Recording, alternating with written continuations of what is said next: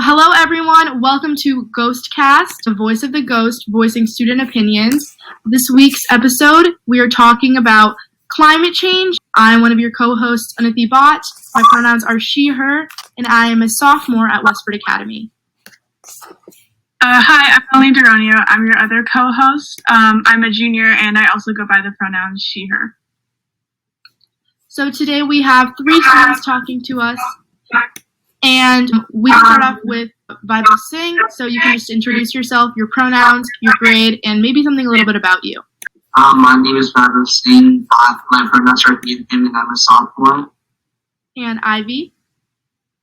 Hi, I'm Ivy. My pronouns are she, her, and I'm a sophomore at WA. Hi, my name is Prisha. My pronouns are she, her, and I'm a senior at WA. Okay, great. Melanie, do you want to start us off with our first prompt?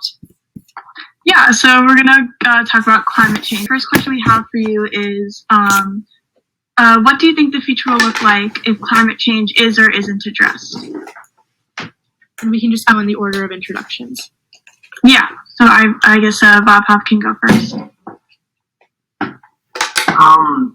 If nothing much changes in the future, and climate change is going to continue the way it is, I don't foresee the future being very bright or well.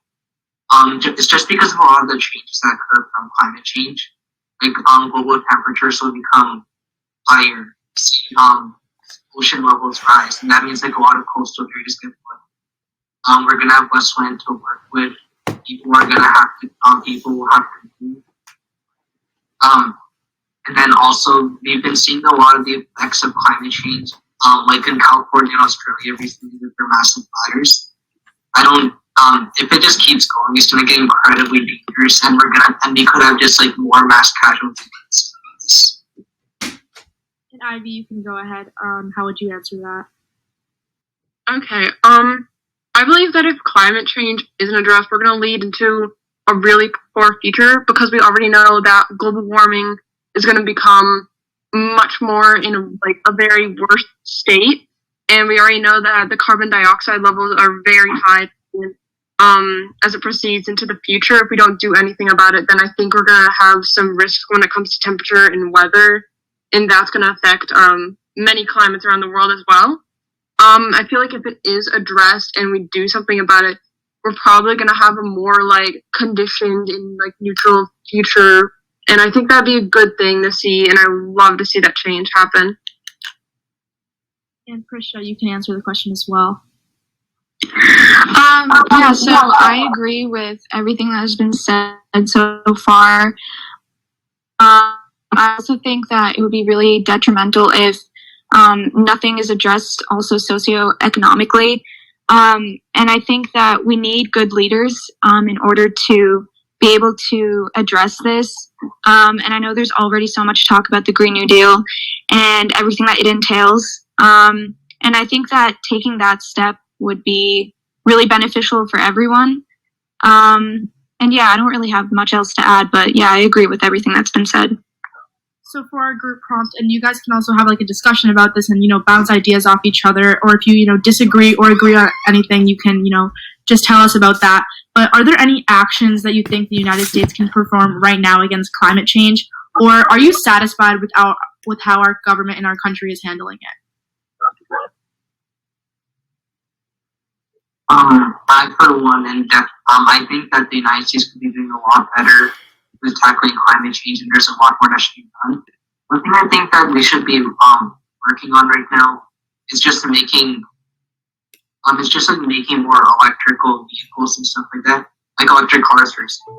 Of course, we have Tesla and stuff like that, but those kinds of companies, it's really just evolved into more of a luxury. Electric cars are proven to help out with climate change and lower emission rates. So I think if the United States government made an initiative to help push for electrical vehicles that are more affordable to the average consumer, I think that would be a really good starting point for us. Does anyone have anything to add or contradict or just, agree with Bob on that? I definitely agree with him on that, and I also would add that I feel like a lot of human activities are the cause of what is happening right now. I don't think that it is being handled very carefully enough. However, I'm glad that there's a lot being addressed right now about climate change, especially with our generation. I think a lot of the stuff that's causing it is the use of fossil fuels and deforestation, and I think if we start with something around those areas, that would be great as well. Yeah, I definitely agree with that. I was going to bring up the fossil fuel point as well, but I'm glad you did. But yeah, I think that there could definitely be more that could be done.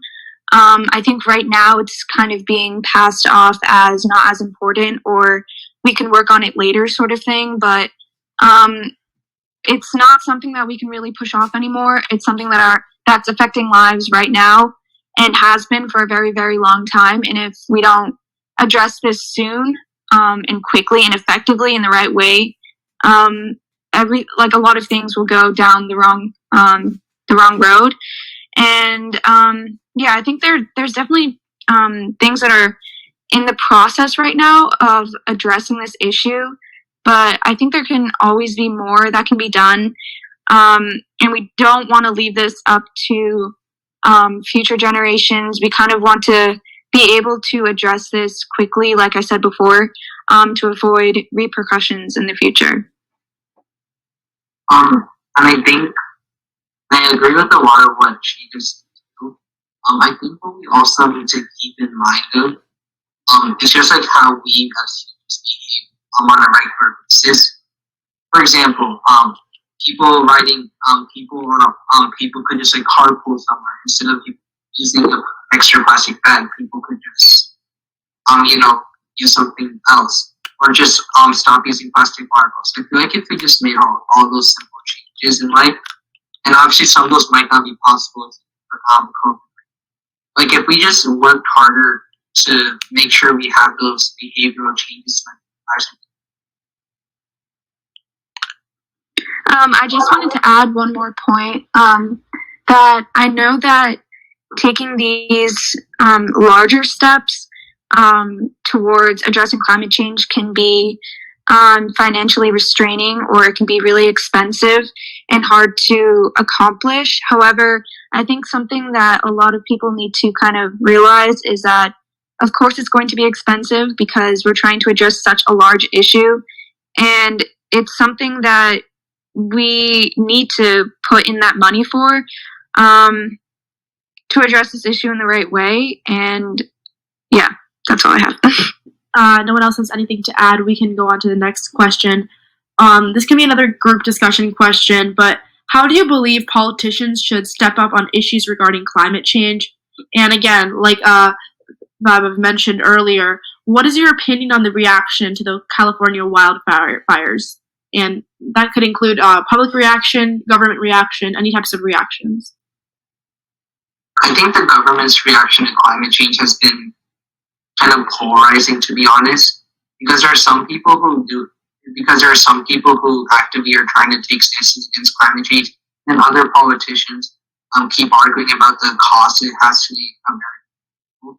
So I feel like the point is that, and because people like to adhere to their political parties so much, I feel like that climate change has just become such a political topic when it really shouldn't be.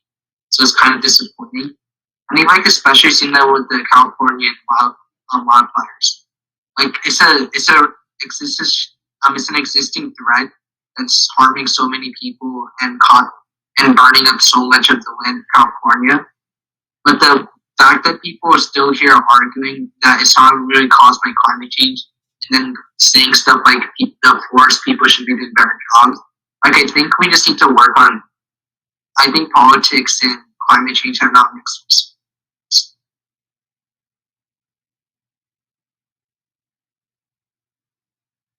So does I can add if you want. I definitely agree with all of those. I think another thing that I would like to point out for how I feel about what's going on right now with how the government is handling and within politics, I feel like our current president hasn't addressed it enough, especially since it's a really important subject, and it's going to affect our future generations, and just it's affecting us right now. So if we have a leader who addresses those topics, we're definitely going to have a better change for our future, because people will listen to that leader.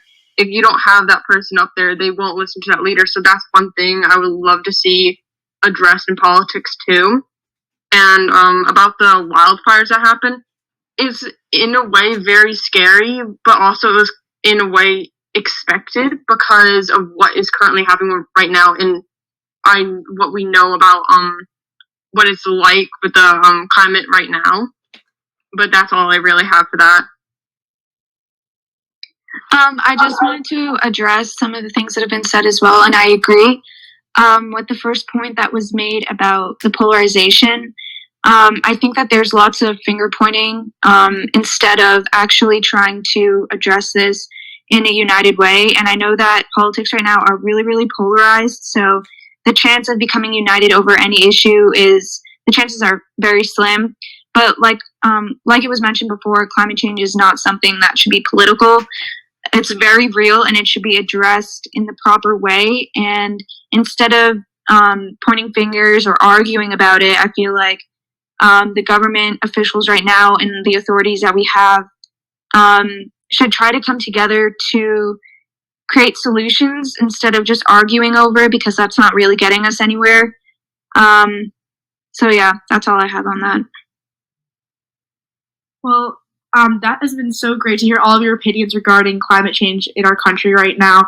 That is all the questions that we have for today, and I would like to thank all of you for being on here tonight, and great responses from all of you, and thank you for having this civil discussion with us. And this has been our first episode of GhostCast, and thank you to my co-host Melanie.